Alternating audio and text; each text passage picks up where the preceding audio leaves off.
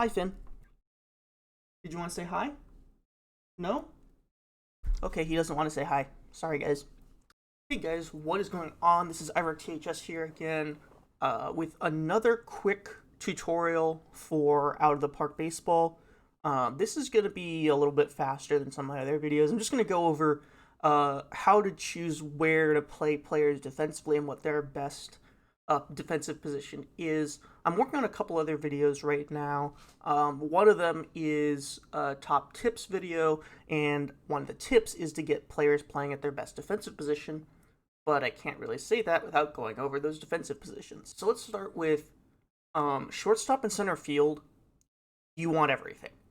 So if you go here, you can see.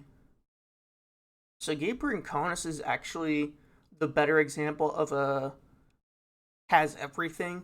So this would be a better center fielder. Unfortunately, I don't control the rosters, so it's playing Fuki Who's in center field. But Fuki Who's is a fine center fielder. He's got really good range. You want amazing range, good air, good arm.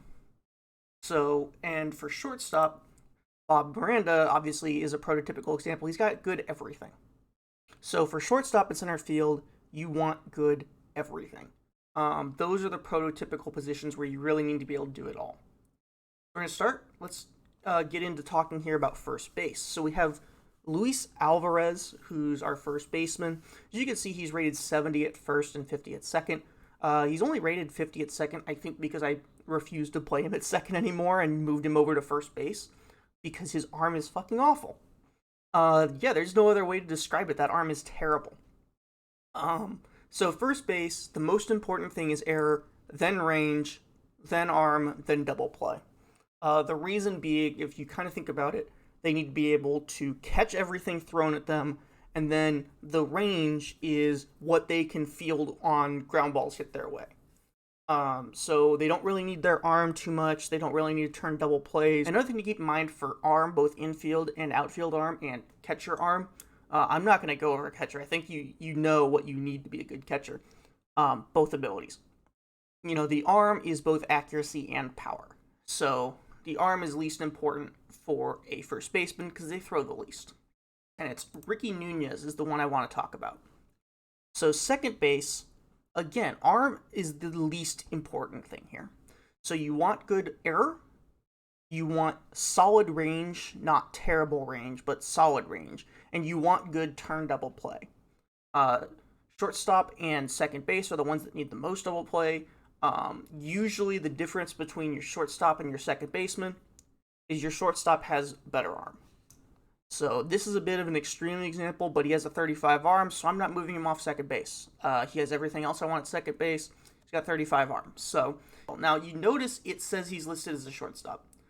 I am force starting him at shortstop because I want him to have that ability if I need to put him there in an emergency situation. So I'm training him there. He's going to be a third baseman.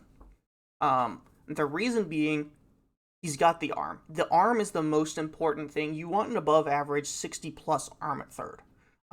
Then you want error and range in equal proportions. Turn double play is the least important.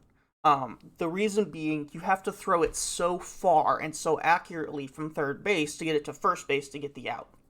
Whereas you don't need to cover as much ground at third, so you don't need the range as much. So we have Garrett Mitchell here. So Garrett Mitchell, he's got center field training, but you can see he's much better in left. He was pushed over when we won the World Series. He was our center fielder. But you can also see he had a very negative zone rating.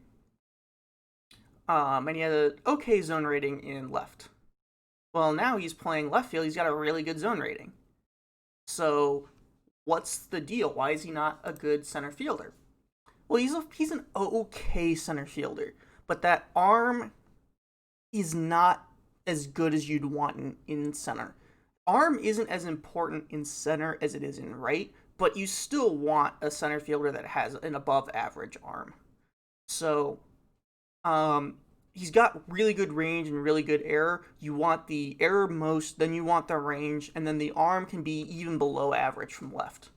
You can see he's got 55 range, 70 error, 45 arm. And so he's a prototypical left fielder in that regard. He doesn't make too many errors, he's got decent range, and he's got a little bit below average arm. And he hits like a freaking Mack truck. Right fielders need a strong arm. Everything else kinda isn't as important. Obviously, you need decent range and error, but you need an arm. And the reason left field doesn't need an arm, but right field does need an arm, is the longest throw in the game is right field to third base. So a left fielder really doesn't have to make as much of a throw to get it to third base. So it's not as big of a deal for them to have an arm. So I think that's everything we need to go over in this video. But other than that, I look forward to having a much more substantial video coming probably end of the week, this week, early next week, that talks about my top tips, so I can go over that. So I really appreciate you guys all tuning in. Thank you all for watching. I really would appreciate if you guys liked and subscribed and left a comment. If you don't know how the YouTube algorithm works, basically any interaction with the video helps boost the video through the algorithm. So even a comment that says "I like ponies" actually helps. As stupid as that sounds, it helps. So if you want to see more videos like this, go ahead and subscribe. You can also follow me on Twitch, twitch.tv/IRACTHS, just as is written up here.